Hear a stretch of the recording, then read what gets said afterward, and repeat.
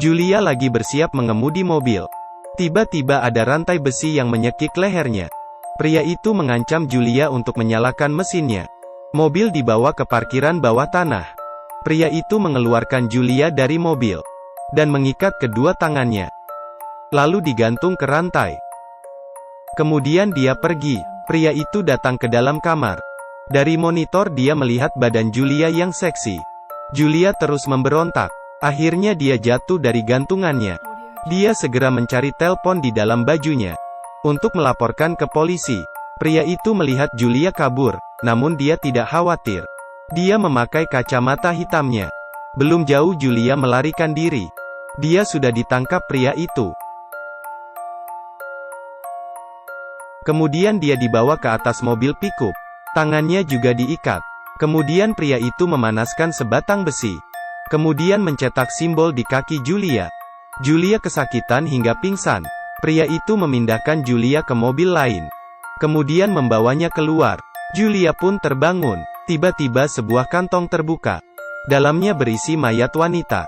Julia akhirnya sadar, dia bertemu pembunuh yang tidak waras. Mobil berhenti di kawasan sepi. Pria itu membuka lubang dengan sekop. Kemudian menguburkan mayat ke dalam lubang itu. Memanfaatkan situasi begini, Julia membuka kunci tangannya. Wanita ini ditangkap pembunuh yang tidak waras. Saat pria itu pergi, dia membuka kuncinya. Kemudian dikeluar dari belakang mobil dan masuk ke dalam hutan. Pria itu tidak mengejarnya. Dia mengeluarkan rantai besi dari mobil. Dengan ekspresi sangat senang, Julia bersembunyi di rumah kosong. Saat ini menelpon. Rupanya kabel telepon terputus. Pria itu sudah datang ke rumah itu. Namun saat pria itu masuk rumah, Julia memukulnya dengan sekop. Pria itu terpukul hingga terjatuh. Julia ingin terus memukulnya, tapi pria itu berhasil merebut sekopnya. Julia pun segera kabur. Dia masuk ke dalam satu kamar dan mengincu pintu kamar itu. Saat pria itu hampir berhasil masuk ke dalam kamar, Julia keluar melompat dari jendela.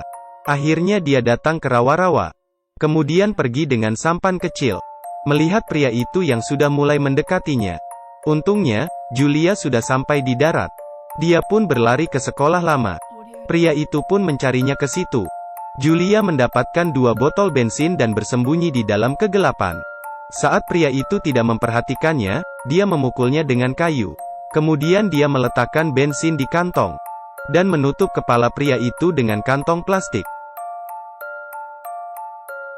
Kali ini, Julia tidak buru-buru kabur.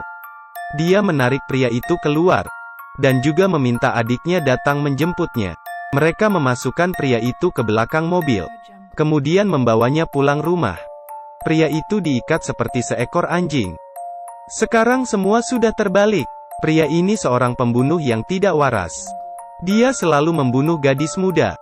Tapi kali ini dia masuk ke perangkap orang lain, sehingga dia menjadi mangsa wanita ini. Julia sengaja menjatuhkan kunci ke lantai. Pria itu pun mengambilnya. Kunci ini bisa membuka gemboknya. Saat dia keluar dari kamar, Julia menyerangnya dari belakang. Kemudian Julia pun segera kabur. Pria itu berusaha mengejarnya, tapi malah terkena perangkap di tangga. Dia berharap untuk menangkap Julia. Tiba-tiba semprotan air pedas mengenai mukanya. Pria itu yang baru sadar, dipukul dengan panci hingga pingsan. Kemudian dia diikat di kursi dengan kawat besi. Julia memberikan alkohol ke luka pria itu. Kemudian menyiksanya terus-menerus. Adiknya yang melihat kakaknya itu, dia juga ingin mencoba. Dia memakai baju seksi untuk memancing mangsa. Dia ke bengkel mobil. Dia pun menggoda pria montir di bengkel itu. Sepertinya, cowok itu biasanya tidak banyak menggunakan otak.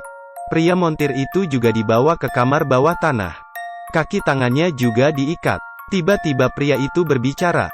Pria montir sangat ketakutan. Pria itu memberitahu kejadian yang dia hadapi. Pria montir itu semakin ketakutan. Seharusnya ini pertemuan yang indah, tapi siapa tahu menjadi pertemuan yang mengerikan. Pria itu mendapatkan satu tang. Kemudian dia membuka kuncinya. Dia memutuskan untuk membalas dendam.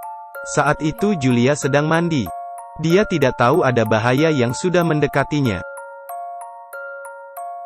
Adiknya tiba-tiba muncul dan menyelamatkan kakaknya. Kemudian dia memancing pria itu. Kemudian kakak memukul kepala pria itu dengan vas bunga. Kemudian mereka pun mulai bertarung. Terakhirnya, pria itu terjatuh keluar. Pria itu pun langsung meninggal dunia. Saat film selesai, saya ingin bilang, saat orang tidak waras bertemu monster, sebenarnya mereka bisa bekerja sama. Tapi kenapa harus saling membunuh?